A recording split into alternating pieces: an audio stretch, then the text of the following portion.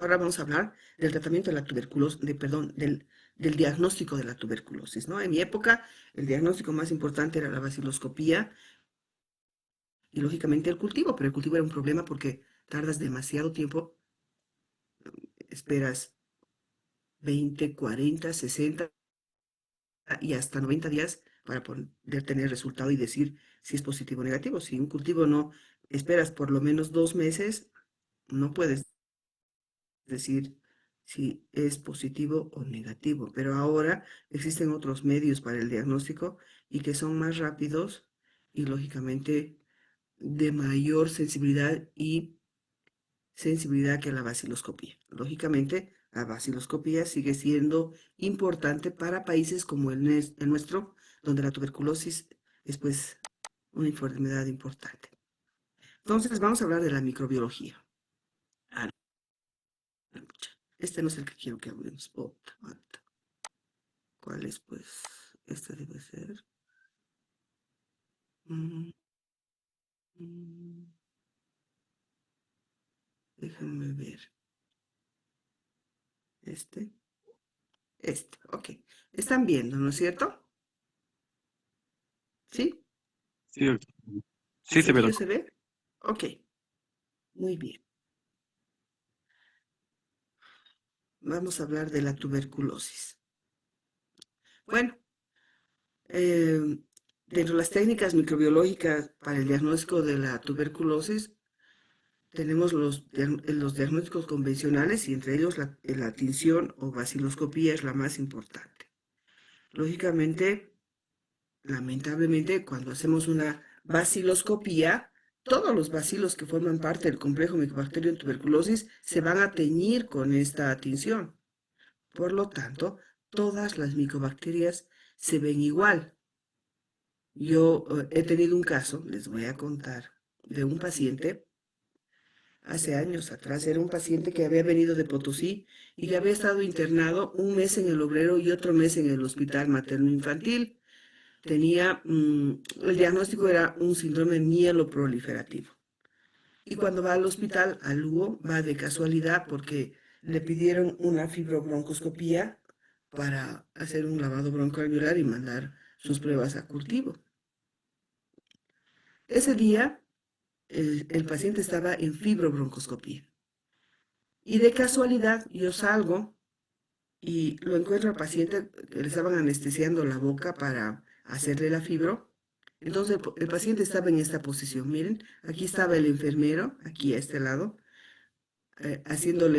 poniéndole la anestesia local en su boca y estaba así, en esta posición. Y veo en su cuello una gasa sucia. Y le digo al enfermero, che, Edgar, le digo, cambiale ese apósito, mira tan sucio que está, ¿cómo es posible que en la caja no le puedan cambiar un apósito a un paciente y que venga así? ¿De dónde viene? Del materno. Y ¿cómo va a venir así con un apósito tan sucio? Y hago esto, ¡pac! Le retiro el apósito, pero cuando retiro veo que tenía pus, la herida. Y le digo, y mira, encima está supurando. Y el paciente me dice, doctora, me dice, esto me han hecho hace un mes y no se cierra. Entonces yo digo, pues esto está mal. Le digo, ¿sabes qué? Porque le dije, curale. Y le digo, ya, con ese antecedente que no se curaba, le digo, Edgar, hagamos una cosa, llámalo al doctor Feraudi, que es el microbiólogo de mi hospital, experto en tuberculosis, le digo que le haga una baciloscopía. Porque me dijo el paciente que le hicieron la herida para sacarle un ganglio que estaba grande. Entonces digo, esto es TB. Y dicho y hecho, va, le llama al microbiólogo, le hace la toma de muestra, tiñe si el Nielsen y era beca positivo. Entonces, cuando me avisa eso el doctor Feraudi, le digo a la doctora Salinas, que era la que hacía las fibros, le digo, doctora, dígales a los del materno infantil que es beca positivo, por lo tanto es una TB linfática o ganglionar y que lo manden al Lugo para empezar el tratamiento aquí. Dicho y hecho, al día siguiente estaba internado en el Lugo, me lo dan a mí. Ese día, así por lo rápido, yo no le había visto su cara. Pero ese día ya en la sala internado, cuando le vemos su cara, tenía una cara pues súper rara. uy, decimos guácala, qué feo está el paciente, ¿no? Porque estaba horrible, era una facies súper extraña. Les voy a mostrar más o menos cómo era su facies, ¿de acuerdo? Con mi residente, que era una residente de medicina interna, me acuerdo. Y, y nos extraña su cara, ¿no? Pero bueno, era TB, para nosotros era TB linfática, pero el paciente tenía algo extraño en su rostro que no sabíamos qué era. Y les voy a mostrar más o menos cómo era su facies. Su facies era sumamente extraña. Miren, allá va. Así. Parecía que su cara había sido empedrada, porque tenía protuberancias, como ven en este paciente, cejas, pómulos, mentón, labios. Digo, qué raro, qué extraño este paciente. ¿De dónde viene usted? De Potosí. ¿Mm? Y le iniciamos el tratamiento antituberculoso, pero con algo en nuestra mente que decía, esta facies no es normal. ¿Han visto la facies? ¿Qué opina? ¿Qué facies dirían ustedes que es?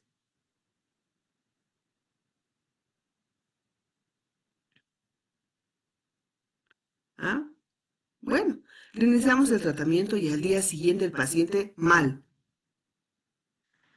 mal como súper adolorido y en sus piernas, en sus muslos, en la cara interna de los muslos, le salieron unas lesiones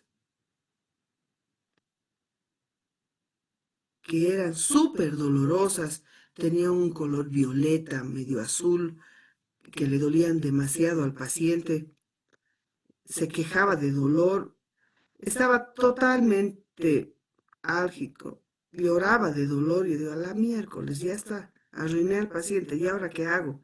Pero en eso decimos, esta facies no es normal y empezamos a sospechar de que no era una TB común, o sea, no era un bacilo, no era un bacilo de la tuberculosis común. Tal vez era parte del complejo Mycobacterium tuberculosis, pero no era el Mycobacterium tuberculosis. Estoy buscando la lesión. Imaginen esta lesión, esa, pero en la cara interna de los muslos, así, solo que era más violeta. Te digo, ¿y ahora qué hago? Y digo, ¿quiénes saben de estas cosas? Pues los dermatólogos. Y lo agarro a mi paciente y le digo, vamos a ir al hospital de clínicas. Le llamo a la doctora Sandra Encinas, ¿la conocen a la Sandrita Encinas? Dermatóloga del hospital de clínicas. Le digo, Sandrita, tengo un paciente extraño, quiero que lo veas. Y me dice, tráelo. Y lo meto a mi auto y lo llevo al hospital de clínicas. En el hospital de clínicas había una cola inmensa para la atención, pero en eso aparece el doctor Lucio Balda, experto dermatólogo, viejito. Y me dice, doctora, me dice, ¿cómo está? Qué gusto verle. Hola, doctor, le digo, y me mira y me dice, ¿qué hace con su lepra? Lepra, le digo. Ya habíamos sospechado con la doctora, con mi residente, que era una tuberculosis leprae por su cara, era una facies leonina. Y me dice, sí, me dice, es lepra. Y entramos para que lo revisen y me dice, sí, es lepra, doctora. Así que la baciloscopía salió positiva justamente porque todos los bacilos se tiñen igual. Y este era un paciente que tenía tuberculosis leprae. Bueno, pues sí, claro, y le digo, ¿y estas lesiones? Me dice, doctora, ¿que usted le ha dado tratamiento normal? Me dice, sí, ese fue su error, me dice, le ha producido un fenómeno de Lucio. Hay que darle otro tratamiento y me explica, bueno, y la cuestión es que sí, era una tuberculosis leprae, porque justo en esos días le salió aquí una nueva lesión de la que hicimos una biopsia y la biopsia decía tuberculosis leprae. Súper interesante el caso. La cuestión era de cómo una persona que vive en Potosí podía tener lepra. Pues la respuesta era que los que hicieron la historia clínica, tanto en el obrero como en materno y como en un hospital, no le habían preguntado al paciente a qué se dedica. Cuando le preguntamos nosotros a qué se dedica, él nos dijo que hacía ¿qué se? iba a Santa Cruz a levantar la zafra del azúcar, de la caña de azúcar. Y que cuando terminaba de hacer la zafra en Santa Cruz se iba a Buenos Aires, bueno, a la Argentina, no sé si era Jujuy o Salta, donde la lepra es endémica. Y se contagió ahí la lepra. Le iniciamos el tratamiento y el paciente a la semana de haberle iniciado el tratamiento estaba súper bien y se fue a Oruro. Entonces, ahí mío, fue un error mío pensar que todo lo que se tiñe con la Ciel-Nielsen es tuberculosis, Mycobacterium tuberculosis. Este era una Mycobacterium leprae, ¿no? Bueno, como sabemos, la baciloscopía es la técnica de elección en el diagnóstico de la tuberculosis y ha sido esto y sigue siendo hace muchos años en nuestro país y en el mundo entero. Es la técnica de elección porque es rápida, media hora, es sencilla, puede hacer cualquiera, tiene bajo costo y porque además tiene mucha importancia en la salud pública porque va a diagnosticar a los pacientes que son contagiosos, o sea, a los pacientes que están eliminando bacilos y que están contagiando la enfermedad. Si vamos a hablar de su sensibilidad y especificidad, pues no es tan sensible. ¿Saben por qué? Porque para que una baciloscopía sea positiva, una cruz, necesitamos más de 10.000 bacilos por cc de muestra. Y ese es su problema. Si una tuberculosis no es tan bacilífera, no van a salir 10.000 bacilos en la muestra, un cc, para que sea positiva. Miren el ejemplo, dice, un esputo que tiene 5.000 bar por cc de muestra, en la lámina vamos a extender el 0,01 cc, o sea, 50 bacilos, o sea, un bacilo por 200 campos. Si el técnico examina 100 campos de los 200, vamos a tener un 50% de probabilidades de ver un bacilo. Y no vamos a decir que es positiva, o qué tal si evalúa los otros 200 campos en los que no hay un bacilo. ¿Saben cuántos bacilos necesitamos para que se infecte un paciente? 10, menos de 10. Por eso no es una técnica sensible, es específica sí, pero su sensibilidad depende mucho de qué tipo de lesión tuberculosa es, para que la población bacilar A salga y sea la causante de que la baciloscopía sea positiva. Además, un enfermo puede tener una baciloscopía positiva al final del segundo mes, pero no va a ser positiva porque los bacilos están vivos, sino puede ser que yo esté tiñendo bacilos muertos, porque igual se tiñe la pared del bacilo. Y otra cosa importante, un enfermo puede tener una baciloscopía negativa al final del cuarto mes, porque puedo haber matado a la gran cantidad de bacilos de la colonia bacilar A, pero es muy posible que al final del cuarto mes su cultivo sea positivo, porque puede ser que exista resistencia. Por lo tanto, una baciloscopía tiene una sensibilidad baja y eso depende, como les decía, de qué tipo de lesión tenga el paciente. En una TB cavitaria, la sensibilidad es de hasta de 90%. En una TB que solo muestra infiltrados, como en este caso, por ejemplo, la baciloscopía tiene una sensibilidad de 50 a 80%. Pero si tienen pequeños nódulos, la sensibilidad es menor al 50%. Además, yo puedo tener falsos negativos, como en el caso de una TB poco bacilífera, o cuando se recolecta una mala muestra y se hace una técnica inadecuada de la muestra. Pero además, algo importante es el tiempo que le da el observador para ver la muestra. Hay observadores que dicen, no es negativo, y apenas ven 50 campos. Así que eso baja su sensibilidad.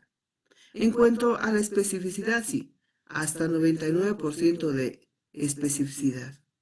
Pero también puede darnos falsos positivos. Por ejemplo, cuando son micobacterias, que no son las no tuberculosas, cuando hay hongos como la nocardia, hongos como tal, restos de comida, suciedad o rayaduras.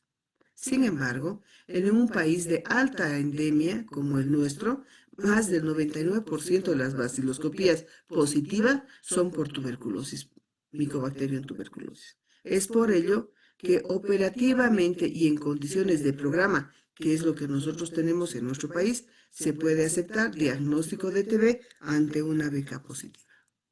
En resumen, la baciloscopía tiene baja a moderada sensibilidad si comparo con otras pruebas como el cultivo o como el GeneXpert, que es lo que estamos utilizando ahora. No distingue micobacterias vivas de muertas. No distingue especies de micobacterias. Sí, es rápida, tiene bajo costo, pero depende mucho del técnico que observa la baciloscopía para que puedas decir a ciencia cierta si es positiva o negativa. Por lo tanto, una baciloscopía positiva prácticamente confirma la tuberculosis, pero una baciloscopía negativa no descarta TB. ¿Por qué? Porque puede ser que tenga solo nódulos en los que el bacilo no sale. Así que la limitación más importante de la baciloscopía es su moderada sensibilidad. Así que es necesario encontrar una técnica tan rápida como la baciloscopía, pero más sensible. Y eso es lo que hacen los test de amplificación de ácidos nucleicos, los NATs, que es una técnica automatizada de baja a moderada complejidad para la detección de bacilo de la TB, pero además nos ayuda ahora el GeneXpert a detectar la resistencia a fármacos. ¿Qué estamos utilizando el GeneXpert? El GeneXpert es una técnica en la que utilizas esto, que es un aparatito donde metes este cartucho donde has puesto una muestra de baciloscopía. Este aparatito, les comento que las casas que tienen este sistema de diagnóstico te regalan esto. Lo que cuesta es esto. 500, 600 bolivianos. Creo que del GeneXpert Ultra que estamos utilizando ahora vale 800 pesos, que ahora si le ponemos al dólar que ha cambiado tanto debe costar mucho más. ¿Y qué es el GeneXpert? El GeneXpert se utiliza para el diagnóstico rápido de tuberculosis y actualmente nos ayuda a detectar resistencia a la rifampicina. No estamos utilizando para otro tipo de resistencia. Se detecta la presencia del ADN de Mycobacterium tuberculosis, sean bacilos vivos o muertos, que es otro de los problemas del GeneXpert. Pero también puedo identificar cambios en el ADN del bacilo que pueden producir la resistencia a la rifampicina. Es una prueba de reacción de la polimerasa en tiempo real que amplifica mucho y rápido el DNA y el resultado lo tengo en 2 horas y vale mucho cuando yo tengo un paciente que es BK negativo, pero que tiene, por ejemplo, es un sintomático respiratorio con un CITIC, ¿no? Tiene mucho de clínica de tuberculosis. Aunque la BK sea negativa, este paciente debería ir a un GeneXpert. Es una prueba sencilla, reproducible y que la puedes realizar en cualquier centro periférico de nuestro país en las mínimas condiciones ambientales. Como amplifica mucho el número de bacilos, como amplifica el número de bacilos en muy corto tiempo, puede ser positivo solo, ¿saben con cuánto?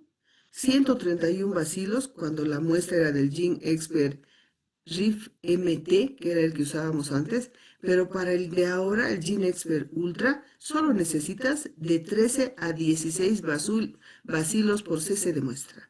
Si comparamos con los 10.000 que son necesarios para la beca, pues el GeneXpert se lleva el premio. ¿No ven? Imagínense, 16 necesito. Así que es una excelente prueba de diagnóstico para la tuberculosis. Cierras la puerta, por favor. Y miren, estos son los trabajos que hizo Caminero y con todo su grupo para que, pues, en la actualidad, en todo el mundo se tome en cuenta en todo el mundo, esto quiero que sepan, el mundo dice, y a través de la OMS, que en la actualidad deberíamos utilizar estas pruebas NATs para el diagnóstico de la tuberculosis a todos los pacientes. ¿Cómo estamos utilizando en Bolivia? ¿Saben cómo? Solo a los BK positivos para ver la sensibilidad o resistencia a la rifampicina, que ese es un gran error de nuestro país, que es endémico en tuberculosis. Eso nos quita mucho la posibilidad de diagnóstico. ¿Pero por qué hacemos eso? Porque somos un país pobre y que de aquí a pocos meses vamos a entrar en hambruna, como ha dicho la ONU, ¿no ve? Entonces, ese es nuestro gran problema, la pobreza. Y más aún que los países que nos financiaban mucho el diagnóstico, tratamiento de la TB, han dejado de financiarnos. Les voy a mostrar una algo importante que ha salido, ¿no? Y miren aquí, en la sensibilidad del esputo en el paciente VIH, 81% de sensibilidad y 98% de especificidad. Ya les dije que los pacientes VIH son paucibacilares, ¿no? No botan muchos bacilos. Y eso, bueno, esto es todo lo que el doctor Caminero hizo para confirmar que el GeneXpert es la mejor prueba para el diagnóstico de la tuberculosis. El otro estudio que podemos hacer es el cultivo. El cultivo establece un diagnóstico de certeza. Es el único que da diagnóstico de certeza. El cultivo identifica a la especie. Si es parte del complejo Mycobacterium tuberculosis, con todos los micobacterios que hemos, Mycobacterium tuberculosis que hemos hablado, o sea, tuberculosis, bovis, carnetie y demás, pero también nos ayuda a diagnosticar micobacterias no tuberculosis, por si acaso.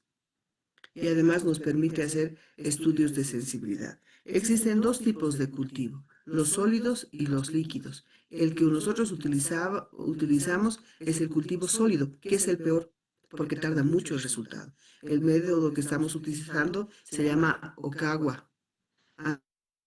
Antes utilizábamos el Lowenstein-Jensen, que era mejor, pero el Okawa, ay no, ¿cómo es? Ay, miércoles, Okawa, no es Okawa, algo así. Entonces, este método de diagnóstico, Okawa, se utilizaba para el transporte de las muestras cuando estaban lejos del país, ¿no? Digamos, en un rincón del país, pero a nosotros no nos queda otra que utilizar el Okawa para el diagnóstico de tuberculosis porque somos pobres. Los medios líquidos son mucho mejores, ¿no es cierto? Aquí en el cultivo sólido el resultado tarda, ya les dije, 20, 40, 60 y en algunos casos hasta 90 días. Tiene bajo costo, pero requiere de una persona especializada para hacer la lectura del cultivo. Tiene baja contaminación y su lectura es manual, ¿no? Necesita, lamentablemente, un lugar que sea especial, porque estos cultivos, este es un Lowenstein-Jensen, por ejemplo, estos cultivos entran a una estufa especial, o sea, tiene que ser un lugar especial para poder hacer el cultivo del Mycobacterium tuberculosis. En relación a los cultivos líquidos, uno se llama, el más importante se llama BACTEC. El resultado es más temprano, a las 2 semanas puedes tener el resultado, el costo es elevado, tiene elevada contaminación, la lectura es automatizada, pero además requiere de alguien que esté especializado en hacer la lectura de este método. Así que el cultivo tiene ventajas, como te da un diagnóstico de certeza y es mucho más sensible que la baciloscopía y que el mismo GeneXpert. ¿Saben cuántos bacilos necesito para que el cultivo sea positivo? 10 por cc de muestra. Así que hemos bajado de 10.000 que requiere el cultivo a 3 o 16 que requiere el GeneXpert y a 10 que requiere el cultivo. Así que esta sí es la técnica ideal. Sin embargo, es cara, o sea, si usamos el medio líquido, requiere alta tecnología, en ambos casos, tanto en el líquido como en el sólido. ¿Cuáles son los inconvenientes? Muy lento crecimiento, 2, 8 semanas y hasta 2 meses. Es menos accesible que la beca, claro, porque no tiene que ser un lugar especial donde hagas el cultivo, no es en cualquier lugar, tiene que ser un laboratorio de buena tecnología. Es más caro que la baciloscopía, ¿no? Y miren, aquí está, esta es la estufa donde se pone el bacilo de la tuberculosis a cierta temperatura, a cierta cantidad de humedad, les ponen luz, les quitan luz, les ponen luz a cierta hora. Pues esta estufa es especial, ¿no? Además que aísla, porque imagínense cuántos bacilos hay adentro. En resumen, el cultivo nos ayuda a ver, aislar a las micobacterias, es muy sensible, diagnostica 20 a 30 casos más de tuberculosis pulmonar y en las extrapulmonares hasta un 15% más de posibilidad de diagnóstico. Lo malo es que requiere equipamientos de protección colectiva y el tiempo de respuesta es largo si las pongo en comparación con la baciloscopía o las pruebas moleculares. Es susceptible a contaminación, o sea, de la persona que va a hacer, y el costo es elevado. ¿Qué más nos permite el cultivo? Pues identificar a la especie. Existen dos tipos de patrones cuando hablamos de especie. El fenotípico, que nos demuestra qué es lo que podemos ver, por ejemplo, la forma de su crecimiento, vemos en qué medio crece, la forma de la colonia, el tiempo que tarda en crecer, la morfología de la colonia, la producción de pigmentos, con o sin luz.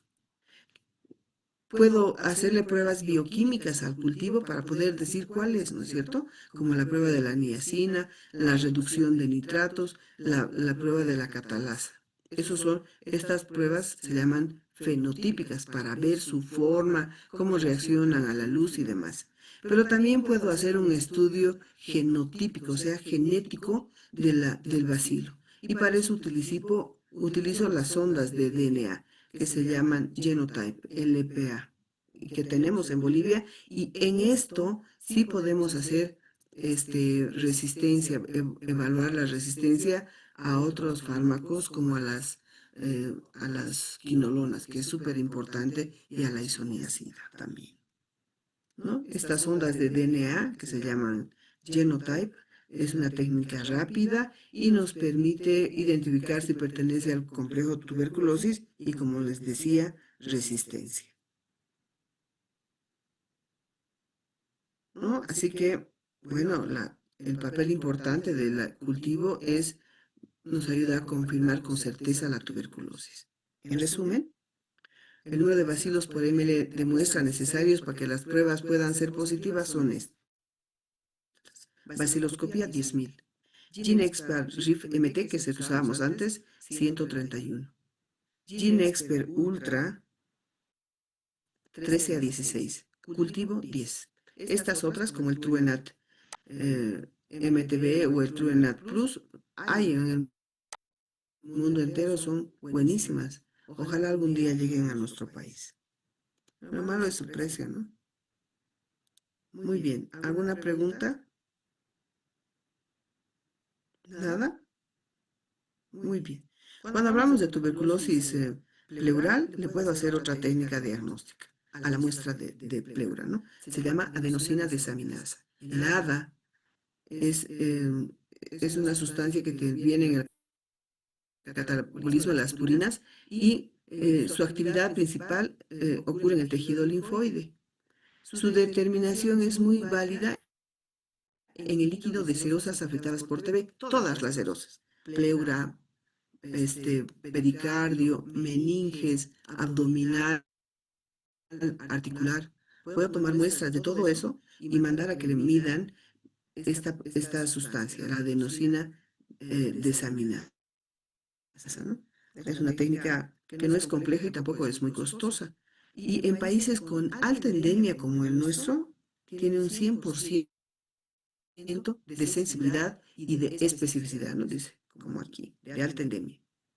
Y la otra prueba que existe, pues está el test LAM, ¿no? Que se utiliza en pacientes con VIH, es el que se produce en la orina, ¿no? Mides con estos reactivos al lipoarabino banano, que hemos dicho que sale enterito, o sea, sin degradarse en la orina, y que si es positivo significa enfermedad activa. Se utiliza por los pacientes con VIH que tienen un recuento bajo de CD4, ¿no? Menor a 200.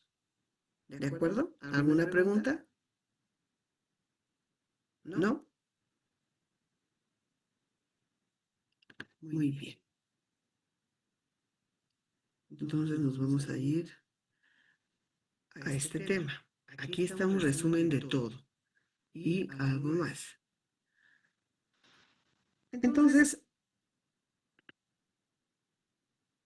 en el mundo entero, desde hace décadas, hace siglos atrás, han habido muchos intentos de diagnosticar qué producía la tisis, ¿no?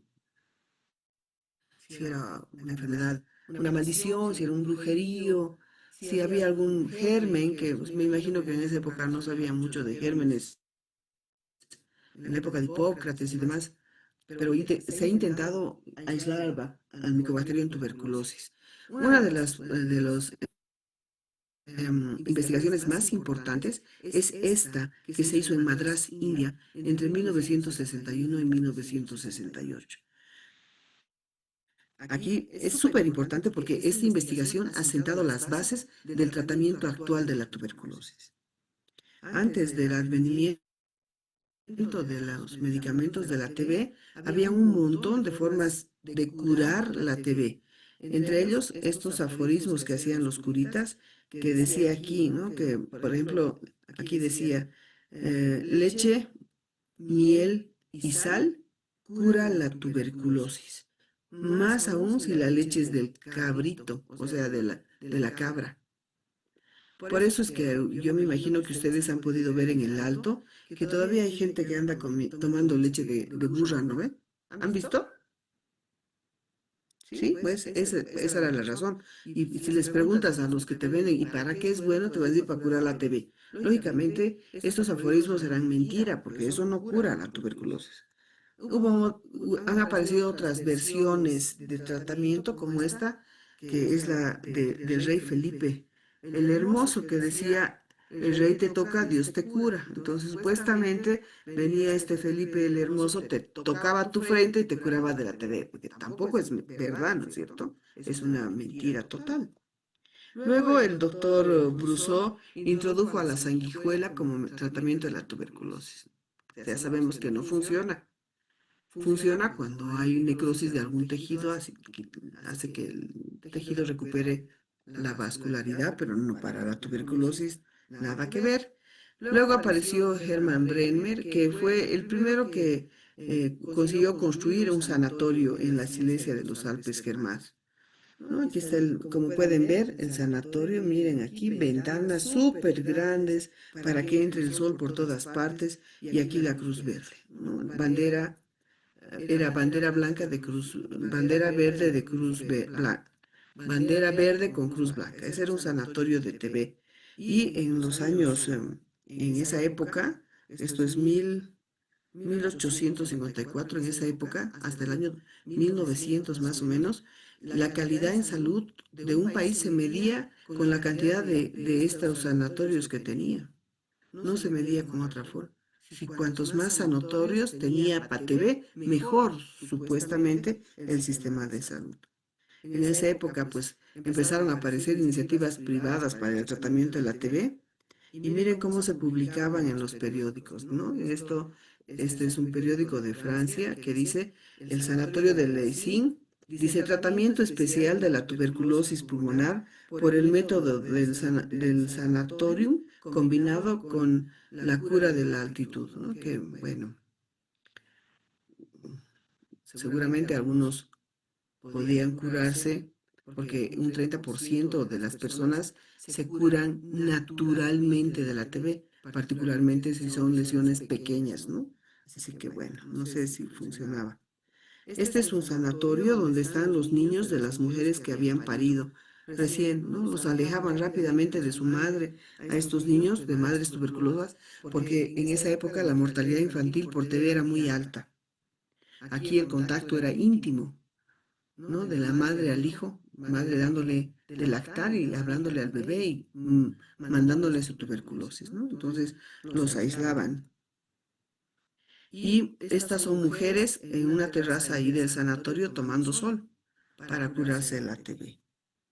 Aquí Aquí están mujeres en el mar, ¿no? Haciendo la terapia heliomarina, que estaba reservada a pacientes con tuberculosis osteoarticular, peritoneal o ganglionar. Claro, aquí hemos hablado ayer de la cantidad de bacilos que hay en una TB, que serían extra tuberculosis. La población de una TB extrapulmonar es menor a 10 a la 5. Así que esto podías curar si les dabas buena comida, ¿no ve? No que vayan aquí al mar a pasar la bomba, sino darles buena comida podía curar la tuberculosis. Aquí niños con tuberculosis vertebral, ¿no?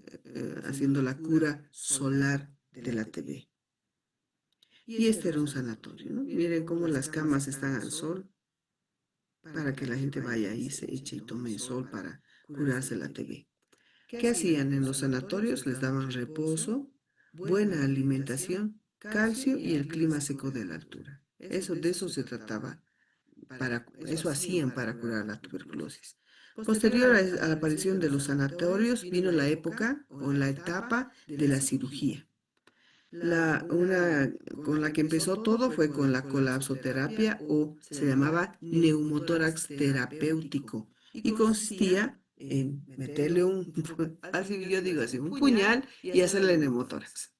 Dejarle con neumotórax un tiempo y luego de un tiempo les ponía la sondita, un tubito para que salga el aire y el pulmón se expanda. Pregunto yo a ustedes, ¿ustedes creen que esto funcionaba?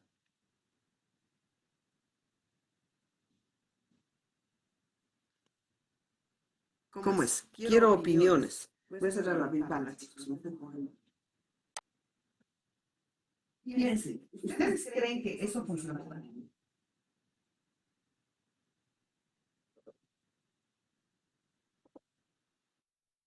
Ya pues piensen. Díganme, quiero respuestas que valgan la pena.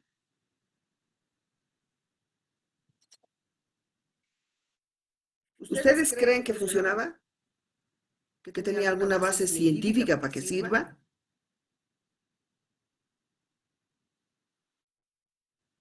¿No? Todos dicen que no. ¿Hay algún atrevido que diga sí? ¿Cómo es? Gabriela, ¿tú? Gabriela Yufra, ¿qué opinas? Que no, doctora, porque tal vez si fuera el caso lo estaríamos usando hasta ahora. Pues los están usando, te cuento. Rusia, Asia, donde la tuberculosis es resistente hasta los fármacos que han aparecido y que van a aparecer, están usando la cirugía otra vez, porque tiene una base científica. ¿Les digo? Porque ustedes no han pensado. Ese es el problema, les da flojera pensar. Hemos dicho que el bacilo de la tuberculosis es un aerobio preferencial.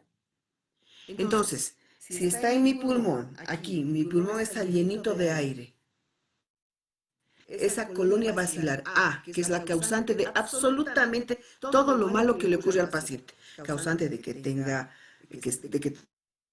tenga síntomas, de que se pueda morir, de que contagie, de que pueda salir un resistente, está en mi pulmón arriba, multiplicándose porque mi mismo cuerpo le ha hecho un agujerito lleno de oxígeno y con un pH aceptable. Cuando le haces una colapsoterapia o un neumotórax, ¿qué se pierde del pulmón? Sergio. El oxígeno, doctor. El oxígeno. ¿Y quién se muere? El bacilo. El bacilo, pues, sí funcionaba. Por lo menos mataban a la colonia bacilar A, que es la causante de todo lo malo que le ocurre al paciente. Entonces sí tenía base científica. Y otra vez les digo, si ustedes buscan en cualquier buscador Google, van a ver que sí, en países donde la tuberculosis ya no es curable, están haciendo cirugías. Entonces eso hacían, sí, claro, pero estamos hablando, morían, ¿no ves? Los pacientes en esta época. Estamos hablando de 1874 a 1918, es cuando vivió el doctor Forlanini, pero, o sea, estamos hablando más o menos del año 1900. ¿Qué pasaba en esa época? Pues, ¿se imaginan la anestesia? No había. ¿Se imaginan los tubos para sacar el aire? Eran de mala calidad. Entonces el paciente se podía complicar con una infección y demás. Sí, había muy alta mortalidad, pero también había curación. En cambio, en esta época en la que la cirugía está de avanzada, ¿ustedes creen que no funcione? Pues funciona. Otra cosa es curar una tuberculosis con una población bacilar B y C que curar una tuberculosis con la población bacilar A, que es la peor. Ha sido usado por primera vez por el doctor Carlo Forlanini y constituye una revolución en el tratamiento de la TB y su uso se generalizó durante décadas. Aquí está el doctor Forlanini. Miren la carita de este señor, ¿no? Yo cuando veo esta diapositiva, lo primero que veo es la pobre carita de este hombre que sin anestesia le han metido su hinchazo. ¿Se imaginan? Es más, alguna vez hasta me he soñado con el ¡pum! Miren su carita, tuberculoso, ¿no? Entonces seguramente fue re jodido. Dolor y demás, pero sí bajaba la población bacilar y si a este paciente después yo le doy comida, mejoro su condición nutricional, es muy posible que forme parte del grupo que se cura de forma natural. Posteriormente, el doctor Serembille introdujo otra técnica que se llamaba toracoplastía, 1885. ¿Qué hacía? Que tenía más o menos el fundamento del neumotórax terapéutico. Sacaban las 3 primeras costillas. Entonces, si yo pierdo mis 3 primeras costillas, ¿qué pasa con mi tórax? Se aplasta. Y al aplastarse colapsa el lóbulo superior. ¿Y dónde están las lesiones cavitarias de la tuberculosis? En el lóbulo superior. Claro, época de técnica quirúrgica mala, de anestesia mala, de recuperación, las salas de UTI como serían. Ahí se morían, sí, muchos, pero también algunos se curaban. Toracoplastía, mortalidad 16%, curación 40%. Y era el mismo objetivo, quitarle el aire al bacilo. Posteriormente, en 1927, el doctor Friedlander hizo la resección pulmonar, que era quitarle el lóbulo superior, donde está la colonia basilar más mala. Claro, ahora imagínense, esto es peor, ¿no ve? Quirúrgicamente hablando. Más fácil era el neumotórax, porque aquí había que hacer una incisión gigante y sacar un lóbulo. 1927, ¿se imaginan la técnica quirúrgica en esa época? Y la anestesia y la sedación del dolor, pues no había, o si había era mala. Mortalidad 40%. ¿No? Pero no eran técnicas malas.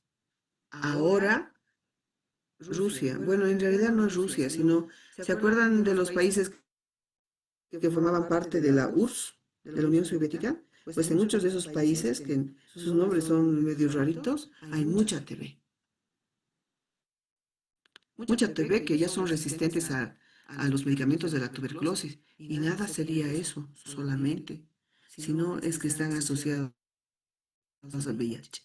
En esos países la prostitución es muy fatal, muy terrible. Y niñas de 12, 13 años ya tienen VIH y tienen TB. Entonces, y les das tratamiento y no funciona, porque se están contagiando entre ellos tuberculosis resistente. Y hacen mal tratamiento. Países que estaban económicamente mal, y que la resistencia se había incrementado muchísimo. En esos países estaba volviendo la técnica quirúrgica de la tuberculosis. ¿Mm? Muy bien. Grave, ¿no? Así que sí funciona. ¿No? Y lógicamente, esto es México, Hospital General de México, 1905. Aquí estaban haciendo electroterapia, luz, para curar la TB. Aquí se crearon la lámpara alpina de sol. En el tratamiento de la tuberculosis está bien establecido, de mentira, ¿no ve? Mentira. Entonces, bueno, pero pues había un montón de historias para curar la TB, algunas que tenían algo de base científica y que podían funcionar y otras que eran mentira, como los pacos que te venden ahí en la Plaza San Francisco, cualquier cosa y tú les compras. Hasta que en 1943 el doctor Waxman descubre a la estreptomicina y la descubre de forma casual, ¿no? Descubre la estreptomicina y empiezan a utilizar a este medicamento para el tratamiento de la tuberculosis. Este es Waxman y este es su ayudante Chats en su laboratorio. Y este es el primer frasquito, o sea, el frasquito original del tratamiento con estreptomicina de la TB. Yo todavía he visto este tratamiento con estrepto, preparaba, era súper denso. Las enfermeras metían el agua destilada y tenían que estar así mínimo 15 minutos batiendo para que se mezcle. Les ponían en el trasero a los pacientes y les dolía que no tenían idea. Este cuadrito me encanta. Me encanta porque aquí está todo lo que ha pasado en el mundo para que tengamos el esquema actual de la TB. 1943 se descubre la estreptomicina. La clínica Mayo hace el primer estudio randomizado en 1946, haciendo monoterapia con estreptomicina y descubren la resistencia al estrepto con sus estudios que hemos visto ayer. En 1948 descubren el PAS y, como les dijo, primero hacen monoterapias con PAS, luego asocian al estrepto y se dan cuenta que cuando asociabas dos medicamentos, la resistencia disminuía. 1952 descubren a la isoniazida y la llaman la droga milagrosa. Igualito hacen estudios solo con isoniazida y se dan cuenta que se produce la resistencia, pero como ya sabían que si asociabas PAS y estreptomicina la resistencia iba a ser menos, pues en 1952 hacen el primer régimen de tratamiento antituberculoso que tenía estrepto, PAS e isoniazida, pero duraba 24 meses, muy largo. 1954 descubren la pira, pero no le tiran pelota. Dicen, guácala, la pira no sirve. 1955, la cicloserina. 1957, la canamicina. 1960, la etionamida. 1961, el etambutol. Ya dicen, bueno, a ver, hagamos un esquema de tratamiento en 1963 o algo así, y hacen un esquema de tratamiento que tenía tenía estreptomicina, isoniazida y etambutol. El PAS es reemplazado por la isoniazida. Aquí la terapia duraba 18 meses. Iba bien nomás, seguramente. En 1963 descubren a la capriomicina y a la rifampicina. En 1973, más o menos, en la década de los 70, adicionan al tratamiento a este que teníamos estrepto, iso y etambutol, la rifampicina. Y con eso la terapia baja a 12 meses. Pero en los años 1985, más o menos, en Inglaterra, después de haber hecho estudios, sacan el tratamiento de la TB, que es el que actualmente utilizamos. La estreptomicina es reemplazado por la piracinamida. Con esto logran a que el tratamiento baje a 6 meses, que es el que tenemos actualmente. Nuestro esquema es iso, rifampira y etambutol. 1985. 6 meses. Así que el medicamento que ha logrado que el tiempo de tratamiento baje es la piracinamida, que la habían descubierto en 1954 y que después de muchos años, casi 30, recién se dan cuenta que era un excelente medicamento esterilizante. Y es lo que tenemos ahora. Este esquema de tratamiento es el mejor. No hay mejor que este. ¿Cuáles son las bases bacteriológicas del tratamiento de la TB? 3. Asociación de fármacos, tratamiento prolongado y administración en una sola toma en el día. No voy a decir monodosis porque piensan que hay que darle una dosis. No, una sola toma. Esto es lo que hemos hablado ayer, es el ensayo clínico de la estreptomicina hecho por la clínica Mayo, en la que se dan cuenta que más o menos después de un año, pues casi todos los pacientes tenían otra vez sus cultivos positivos y que se estaban muriendo, ¿no?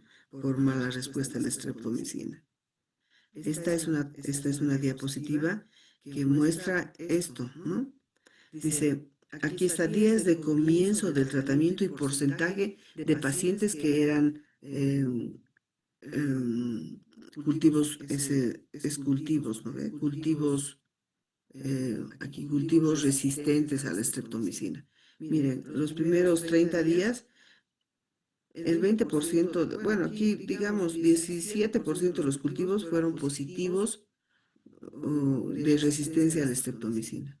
Pero a los 100 días de tratamiento, el 80% de los cultivos mostraban resistencia a la estreptomicina.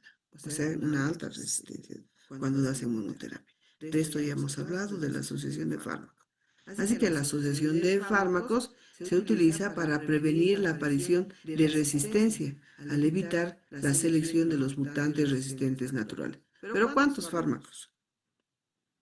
¿Cuántos fármacos son necesarios para tratar la tuberculosis? Eso va a depender si es sensible o resistente, ¿no es cierto? Si es sensible, 2. Eso dice Caminero. Y si es resistente, pues eso hay que ver individualmente al paciente.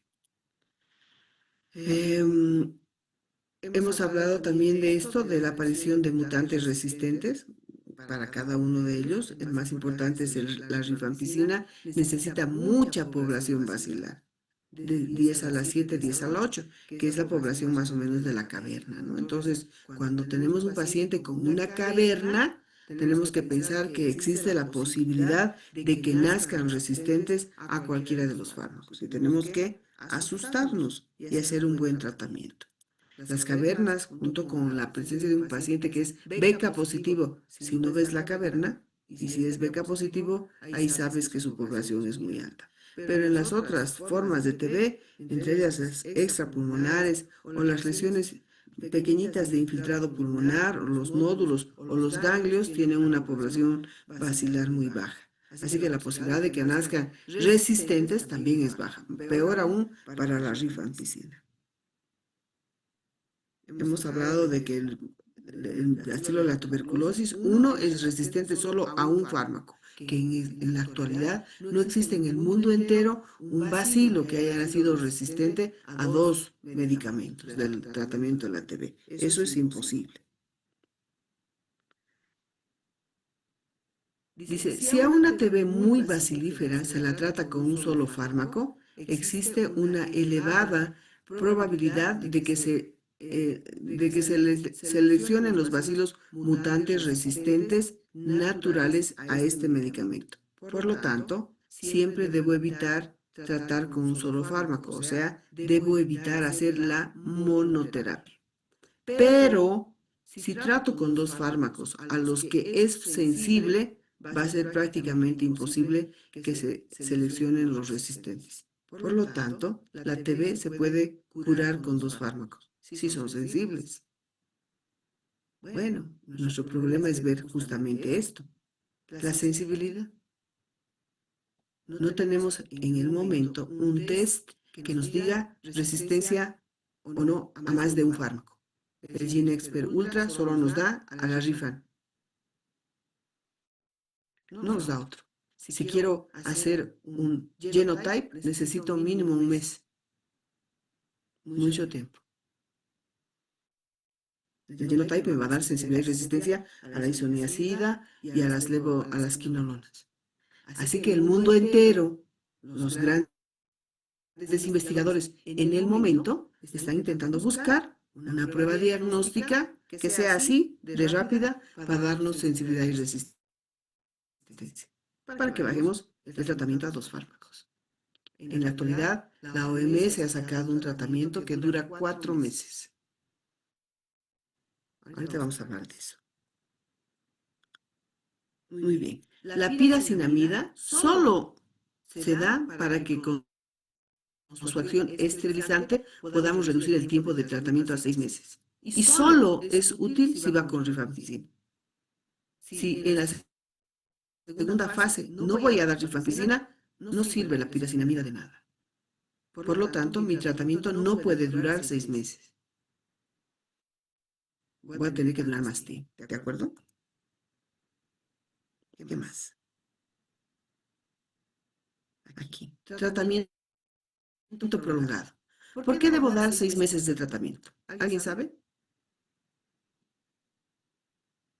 Hoy, que piensen, pues.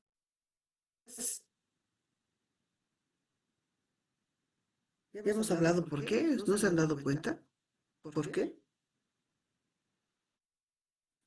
Porque hay 3 tipos diferentes de colonias. Los que están metabólicamente activos, los tengo que matar en la primera fase del tratamiento con un medicamento bactericida, como la isoniazida. Pero esos están libres. Yo los puedo matar. Así es como que veas una horda de bolivaristas y les das un tiro. No, les tiras un bombazo y se mueren. Pero hay otros que están ocultos dentro de las células y que además no están despiertos. Algo que quiero que sepan. Por eso creo que no me han entendido. Por lo que no les he dicho esto. Los medicamentos de la TB solo actúan cuando el bacilo está metabólicamente activo. Entonces, esa población que se llama también metabólicamente activa y en multiplicación rápida, a esos pues los matas así, con la rifampicina, con la isoniazida. Las otras 2 colonias es durmiente y intermitente, o sea que despiertan de vez en cuando, así que los fármacos no funcionan. Por eso tengo que dar 2 fases. Por eso el tratamiento dura 6 meses, porque las otras 2 poblaciones bacilares, la B y la C, son difíciles de matar porque entran en actividad de vez en cuando. Por lo tanto, los medicamentos no funcionan. Solo funcionan cuando se despiertan para multiplicarse. Por eso doy 2 fases de tratamiento y 6 meses. Doy tratamiento prolongado porque me permite la acción sobre todas las poblaciones bacilares dependiendo de sus condiciones metabólicas. Un enfermo que tiene tuberculosis, existen diferentes poblaciones bacilares formadas por bacilos en diferentes situaciones: localización, pH, tasa de replicación y demás.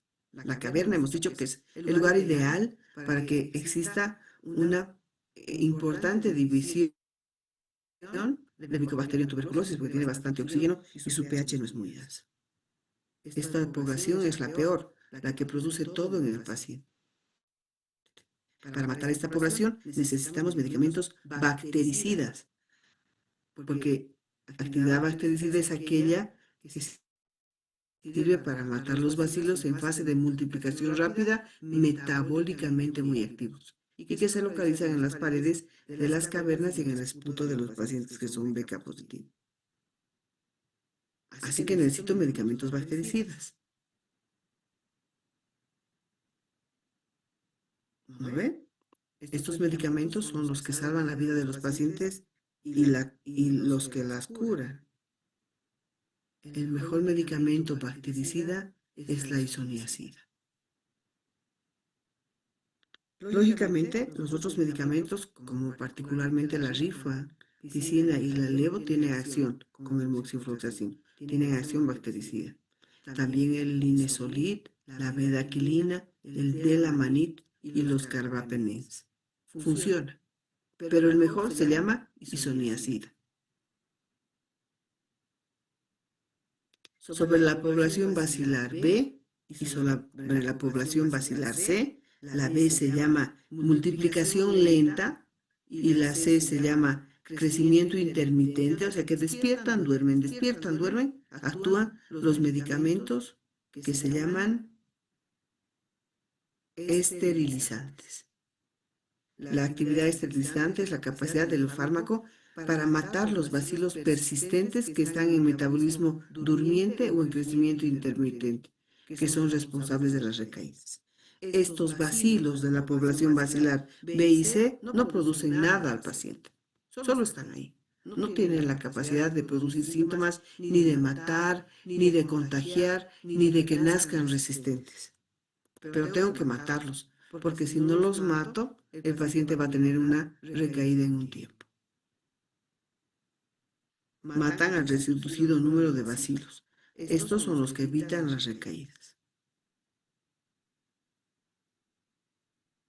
Así que a esta población bacilar B, de bacilos de multiplicación lenta, matan la piracinamida. Y miren, no hay otro fármaco. Ni siquiera de los nuevos, que tenga una actividad esterilizante tan alta como la piracinamida. Y a la población bacilar C, de bacilos de crecimiento intermitente, la mejor es la rifampicina. Y también las quinolonas. Pero la mejor es la rifampicina. Así que este sería nuestro esquema. INH para matar a los bacilos de multiplicación rápida o población bacilar A. Piracinamida para matar los bacilos de multiplicación lenta o población bacilar B. Y rifampicina para matar a los bacilos de crecimiento intermitente o población bacilar C. ¿Por qué doy etambutol? Porque necesito un medicamento que le cubra a estos dos, INH y rifampicina. ¿De acuerdo? La piracinamida no sirve para cubrir resistencia, para nada. En cambio, el etambutol sí. Administración en una sola vez en el día, que se llama la estrategia TAES o DOTS. ¿Por qué? Porque así consigo picos séricos, el efecto postantibiótico y además facilita la supervisión. La supervisión es bajo la estrategia TAES. ¿Saben qué significa TAES? Tratamiento antituberculoso estrictamente supervisado. Eso significa. Eso significa que el paciente debe ir al centro de salud más cercano a su domicilio y recibir el tratamiento de la TB. Si yo tuviera TB, tendría que ir al centro de salud de mi barrio, no iría a la caja, porque el tratamiento de la TB es una norma. Así que el Estado me tiene que atender. ¿De acuerdo? No es que yo soy de la caja y tengo que ir al LUO a recibir el tratamiento, no. ¿Por qué? Porque voy a gastar plata. Y de lógica, el paciente no quiere gastar plata. Peor si eres pobre. ¿Y a quién da tuberculosis? A los pobres. Entonces, por eso, esta estrategia que se llama TAES es a nivel de toda Bolivia y en todos los centros de salud del Estado y de la caja. Cuando yo tengo un paciente con TB en el Lugo, no lo mando a un policlínico de la caja, lo mando a su centro de salud más cercano a su domicilio. Y se informa, se manda con una nota. Y la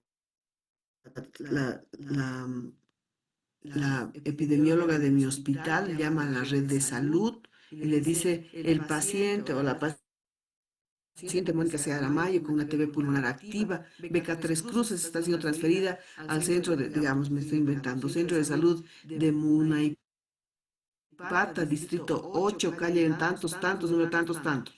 está yendo ahí. Sí, necesito el número de teléfono de esa red. Le dan el número y ella le dice que está yendo. ¿Para qué? Para que el Estado, además, mande el tratamiento a la TV.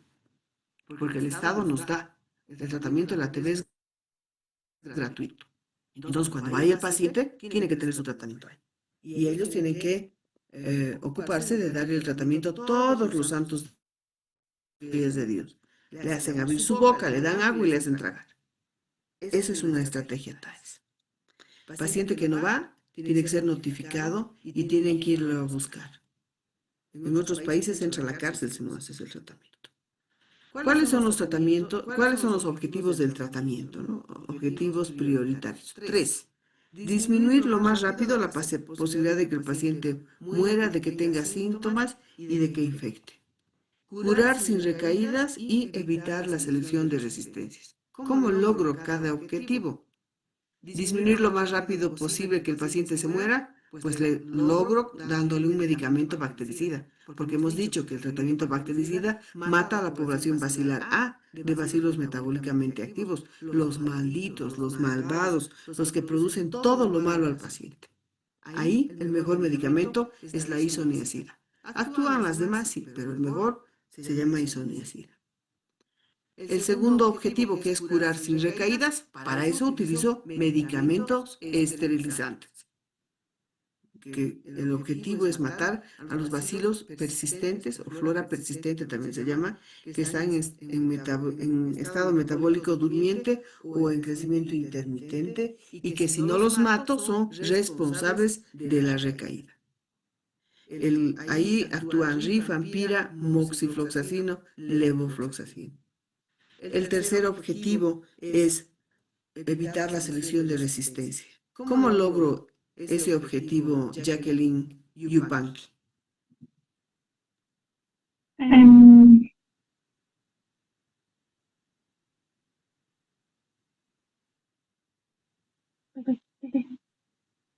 no sé. O si estoy hablando de eso ahorita. Sergio. Con el tratamiento combinado, doctora, y con el tratamiento adecuado más que todo. Con la asociación de fármacos, combinar medicamentos. Yo les he dicho que lo que no entiendan me pregunten.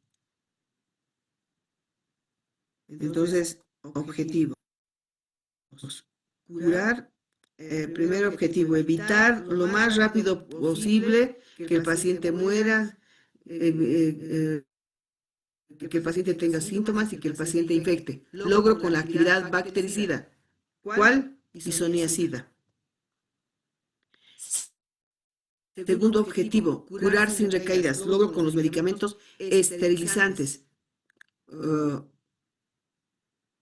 ¿Cuál medicamento? Rifampira, moxi.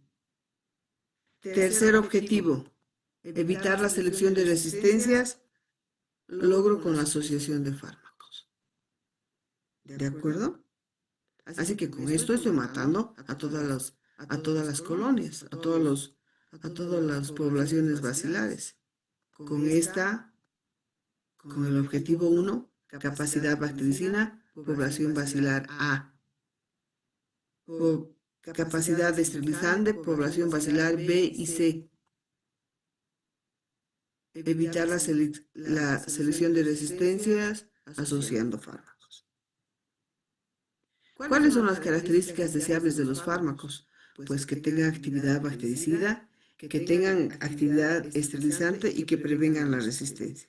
Además, que sean poco tóxicos. Y miren, esta tablita es súper linda porque estamos viendo actividad y toxicidad de los fármacos antituberculosos. Y aquí en la tablita hay actividad alta en relación a resistencia, bactericida y esterilizante, y toxicidad baja, alta y moderada, ¿no? Entonces, voy a poner cada uno de los medicamentos de la TB. Por ejemplo, la Rifan. ¿Previene resistencia? Sí. ¿Tiene actividad bactericida? Sí. No tanto como la hizo, pero tiene. Esterilizante, sí, la más alta. Toxicidad baja. La isoniazida, ¿previene resistencia? Sí. No tanto como la Rifan, pero sí. Bactericida tiene, no tanto como la Rifan, sí. Esterilizante no tiene. Toxicidad baja. Etambutol, solo prevención de resistencia. Nada más. Y toxicidad bajísima. Y la piracinamida no evita resistencia, no es bactericida, pero sí es esterilizante. Pero su toxicidad es moderada. Sería el peor fármaco. Pero nos ayuda mucho en disminuir el tiempo del tratamiento antituberculoso. Así que si yo analizo esta tabla, pues la medicación que tenemos ahora es de lo mejor. Y la mejor de todas es la rifampicina, el mejor medicamento, que lamentablemente la resistencia a este medicamento se ha incrementado a nivel de todo el mundo, ¿no? Lamentablemente. Ok, ¿alguna pregunta?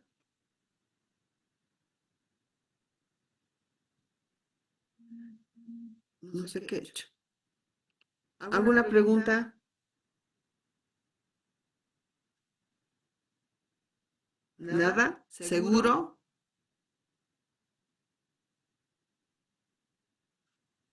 ¿Están seguros?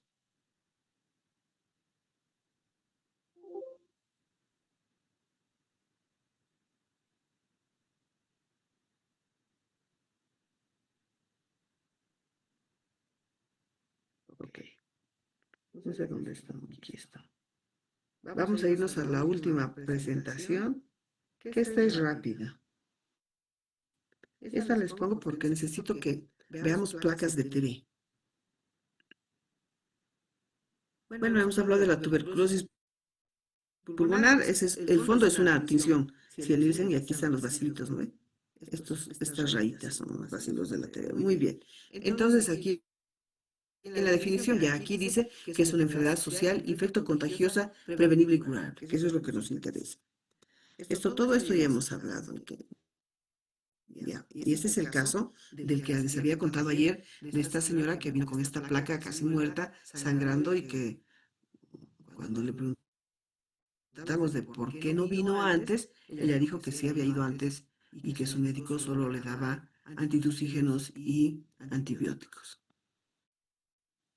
Y que durante un año la han tenido en ese trajín, pero nunca le han hecho una radiografía y peor una vaciloscopía. Así que yo pongo esto porque necesito que el diagnóstico de tuberculosis, necesito que sepan que el diagnóstico de la tuberculosis tiene 4 pilares. El clínico, el epidemiológico, el radiológico, pero el más importante es el microbiológico. Sin embargo, los 4 sí te sirven. Cuando hablamos del pilar clínico, pues el término sintomático respiratorio es el más importante. Yo a mis grupos les pregunto siempre qué es un sintomático respiratorio. Y les pregunto a Renzo, ¿qué es un sintomático respiratorio? Pregunto. He dicho ayer, ¿no ve? Es cierto, en este caso sí, la persona que tiene tuberculosis, la cual presenta las manifestaciones respiratorias. En este caso. A ver otra vez, no te he entendido. Sería la persona la cual presenta las manifestaciones pulmonares de la tuberculosis. ¿Y cuáles son esas manifestaciones pulmonares? En este caso sería una tos, tos seca al principio y prolongada, que puede evolucionar a una tos mucopurulenta o también hemorroica, si también hay daño de vasos. Es menos, pero no. Vania Micaela Velázquez, ¿qué es un sintomático respiratorio? Es aquel paciente que presenta los signos y síntomas respiratorios. ¿Cuáles? Podría presentar lo que es tos crónica. Me molesta la palabra lo que es. Ay, perdón. Ok, otra vez. ¿Qué es un sintomático respiratorio? Tos. Presenta tos crónica, diaforesis, pérdida de peso. Caso la tuve. Más o menos, pero no. Jacqueline Yupanqui. Mi pregunta es, ¿cómo defines sintomático respiratorio?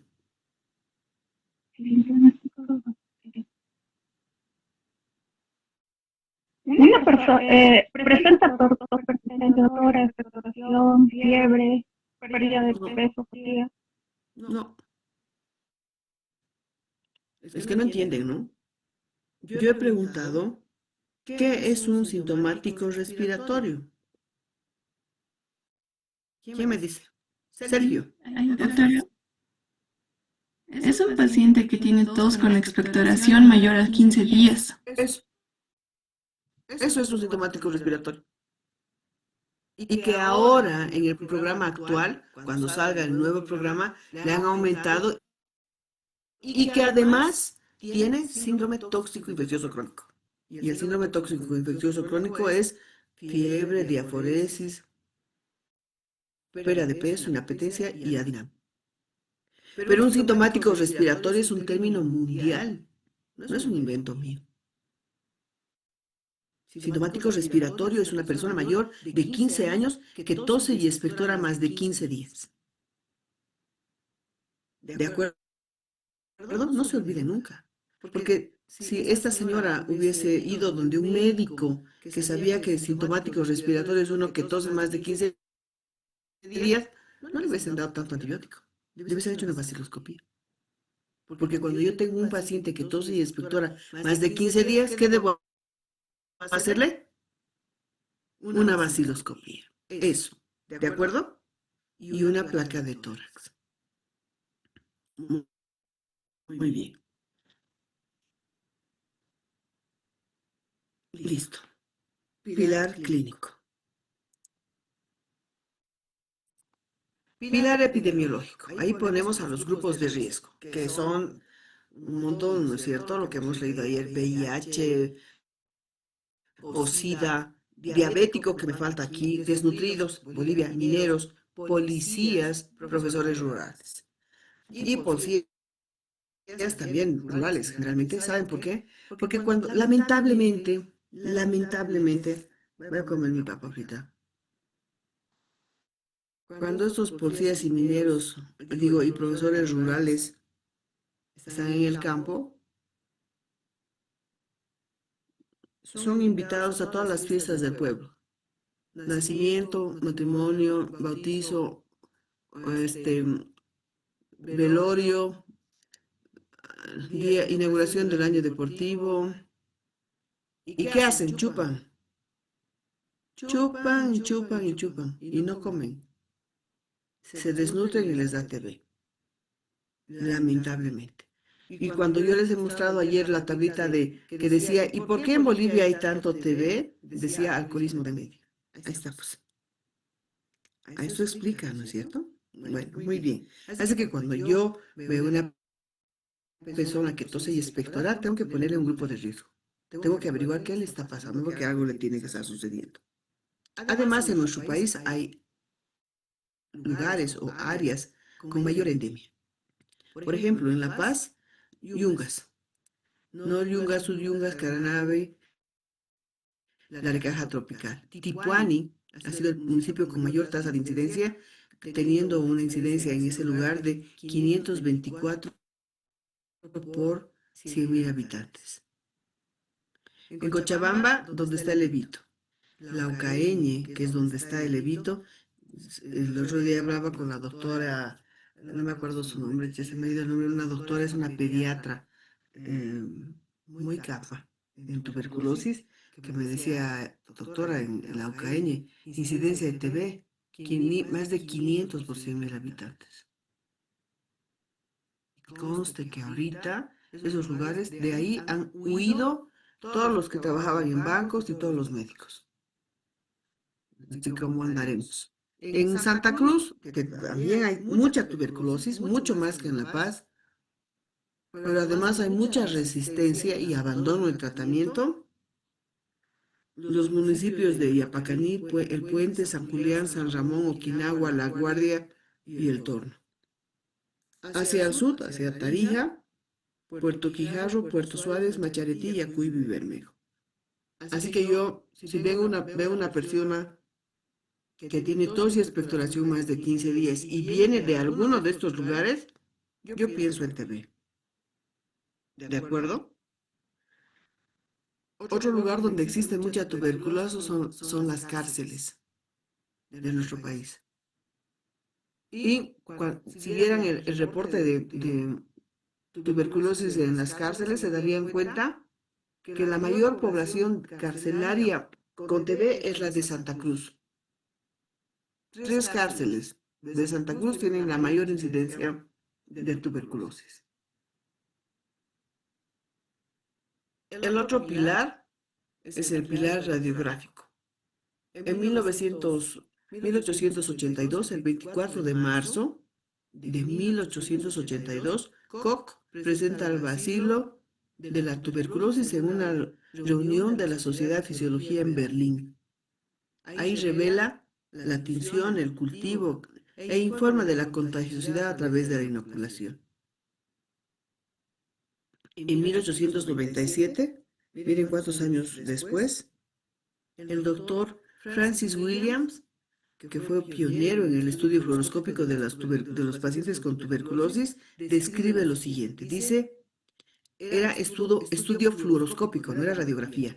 ¿Saben cómo es una fluoroscopía, no es cierto? Si no saben, busquen y aprendan. Decía, ¿qué veo? Dice, oscurecimiento del ápice pulmonar, lógicamente, del pulmón afectado. Restricción en los movimientos del diafragma, porque la fluoroscopía es una prueba dinámica. Desplazamiento del mediastino hacia el lado afectado.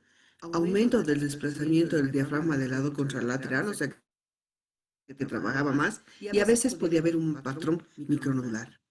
Entonces, vamos a ver nosotros todo eso que ha dicho el doctor Francis Williams. Ahí va.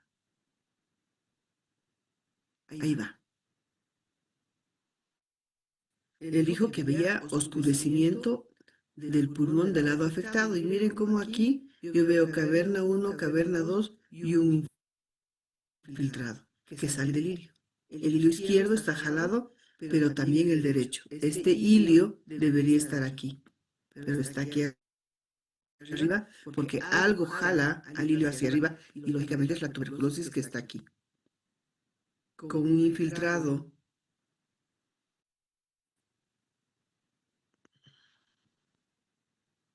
¿Ven este infiltrado? Este es un infiltrado nodular, que es tuberculosis, todito esto. Y miren aquí peor.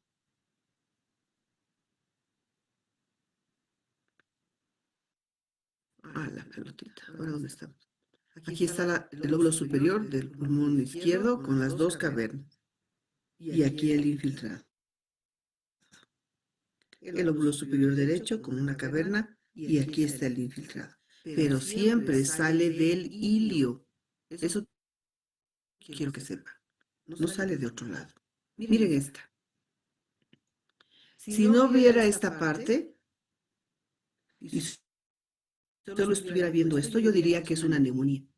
Sin embargo, lo que llama la atención en esta placa es cómo esta lesión está jalando al ilio así, porque le está traccionando. Y eso produce la TB, tracciona. Y tracciona porque se repara. Y al repararse se forman bridas cicatriciales que jalan al intentar sanarse. Esto es una TB. Esta no vamos a hablar porque es aquí igual. Yo puedo ver que el ilio izquierdo, que está muy alto porque debería estar aquí, ha sido jalado por algo que ha ocurrido en el lóbulo superior. En realidad todo sale de aquí y se va arriba, al lóbulo superior, al lado afectado, porque ahí hay mucho oxígeno. Las áreas mejor ventiladas siempre son las apicales. Entonces ha ido ahí la lesión, el bacilo, aquí se ha multiplicado y en este lugar Es que me están perjudicando ustedes aquí. En este lugar, esto, ahí se está formando una caverna. Pero también hay un infiltrado que sale del hilo derecho, de aquí. Sale y se abre aquí arriba como si fueran las ramas de un arbolito. Ahí arriba. De más cerca, miren, cavitación y el infiltrado que sale en todo esto. Nodular. Y del lado izquierdo, derecho también. Infiltrado que sale del hilio. Pero el hilio está jalado, porque el hilio derecho debería estar aquí abajo. Y está aquí arriba. Miren esta otra. Miren dónde está el hilio derecho. Aquí arriba. La cisura, que es esta, súper alta, que debería estar aquí. De aquí sale un infiltrado nodular, que lo puede ver clarísimamente. Y aquí se está formando una caverna. Y aquí imágenes de tracción. Pero con el hilo altísimo. Y eso hace la TV. Eso relata el doctor Francis William. Si yo viera esto en una fluoroscopia, estoy segura que veríamos opacificación del lóbulo superior, tracción del mediastino hacia el lado de la lesión, como decía ahí. En esta placa además podemos ver este otro infiltrado que también es TV, pero no ha salido del hilio del lado izquierdo, sino ha salido por contigüidad, se llama diseminación canalicular de esta tuberculosis al lado izquierdo, a través de los bronquios. Se ha contagiado el otro pulmón. Por eso aquí el hilio está normal. No ha ido arriba, sino ha ido aquí. Porque ese es un contagio de esta TB. No ha salido del hilio. La TB postprimaria, que es la que tenemos en los adultos, sale de los hilios. ¿Han entendido? Eso quiero que sepan. Ahí está, de más cerca, un infiltrado,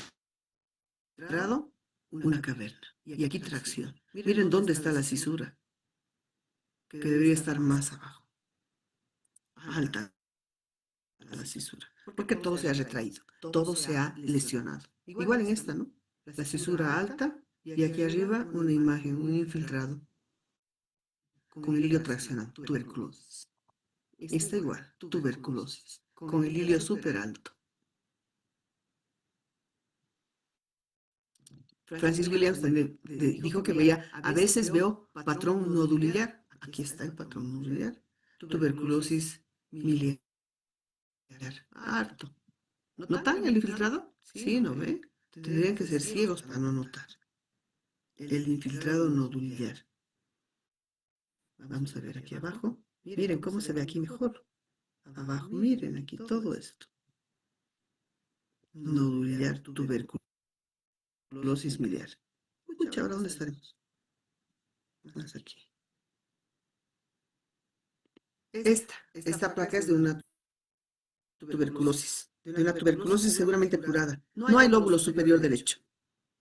Y esto es engrosamiento de la pleura, porque ha tomado la pleura más. Todo el hilio jalado hacia arriba, la tráquea jalada hacia el lado de la lesión, del lado derecho, y todo eso destruido. Una gran TB.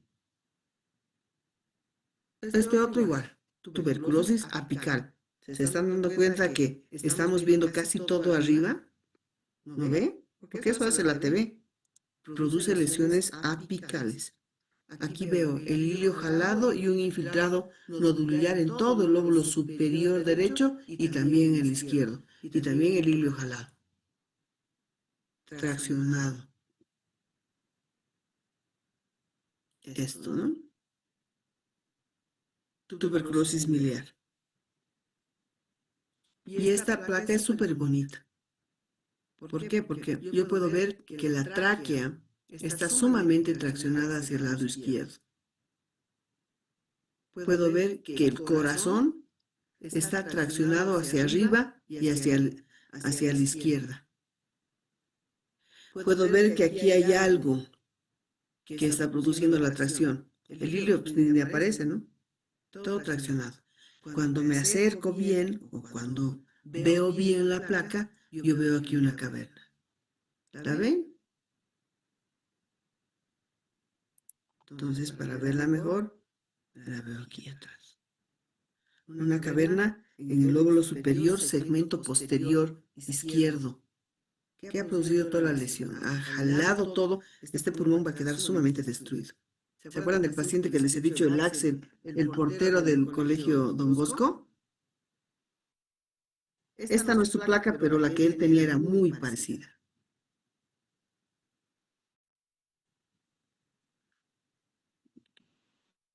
Aquí está la caverna, ¿pueden verla, no?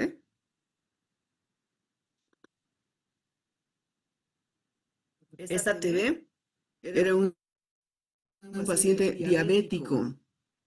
Cuando yo vi esta placa me llamó la atención este infiltrado. Que estaba jalando a la cisura, digo al hilio, y que estaba engrosando la cisura. Pero cuando veo bien, me llama la atención este otro infiltrado y esta imagen un poco clara en medio del infiltrado. Ahí. Aquí. Hay un infiltrado de consolidación y un área que es más clara que el infiltrado. Cuando le hago la placa lateral, veo una caverna en un infiltrado de condensación. Te ve en un diabético. Esto en un paciente normal, digamos, debería estar arriba, ¿no ve? Pero como este es diabético, es presentaciones atípicas. Aquí igual, ¿no? Hilios jalados hacia arriba en ambos lados, caverna aquí y caverna aquí. Ahora, esta es la caverna. No esta. Porque esta es la caverna del estudiante. Y a este lado, esta no es la caverna. La caverna es esta. ¿Mm? Entonces, tengo que evaluar bien. Y miren cómo se abre de abajo. De abajo. No. Cómo sale todo del hilio. Siempre me tengo que fijar hilios. Cómo el hilio está jalado y de aquí sale como una rama. Como ramas que se abren en nodulillos, se llama por eso un árbol de gemación. En nodulitos y aquí se produce una cavidad. Beca positivo, lógico, ¿no ve? Lógico que sí, que es un beca positivo. Y esta es la Miss Caverna, ¿no? La caverna más bonita que he visto. Bueno, se puede llamar bonita. Aquí sale del hilio, miren, infiltra todo esto, sale. Aquí hay un halo de condensación pericavitario bien bonito. La caverna bonita, gordita, redondita. Y aquí tiene un bronquio de drenaje.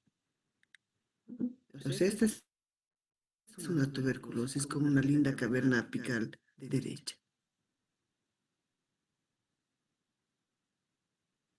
Ahí la puedo ver mejor. Qué redondita, ¿no? Súper redondita. Esa es una verdadera caverna. Esa es una tuberculosis que ha destruido todo el pulmón izquierdo. Si yo comparara esta imagen con algo, diría que se parece a un panal de abejas. Cuando la acerco ahí veo múltiples lesiones. Esta es una imagen de panalización. Tuberculosis, ¿no? Listo. Eso quería que vean. ¿Alguna pregunta? ¿Preguntas? ¿Nada? Yo, doctora, era sobre lo que dijo con respecto a la estos patrones que salen del hilio van a ser necesariamente en la tuberculosis primaria o es algo que podemos encontrar en cualquier tipo. No, no. Solo es en la postprimaria, hijo. No es en la... Ayer cuando hemos hablado de tuberculosis primaria, he dicho lo siguiente. En lugares de alta endemia, como Bolivia, la tuberculosis primaria se produce en niños y se manifiesta como un área de neumonitis en los lóbulos inferiores. ¿Lo ve? Eso he dicho. En países con endemia baja, como Estados Unidos y Europa, se presenta en la edad adulta como una neumonía subapical. Neumonía. Lo que hemos visto son cavernas, destrucción. Eso es tuberculosis postprimaria, por eso sale del hilio. Cuando te contagias TB cuando eres chiquitito, los bacilos van y se duermen en los ganglios del hilio. Ahí se quedan durmiendo. Hemos dicho además que la lesión típica de una tuberculosis biliar son tres cosas: neumonitis, linfangitis y linfadenitis. ¿Lo ve? Esa linfadenitis, que sería la presencia de los bacilos en los ganglios, se quedan ahí durmiendo estos bacilos desgraciados. Y cuando el paciente entra en algún estado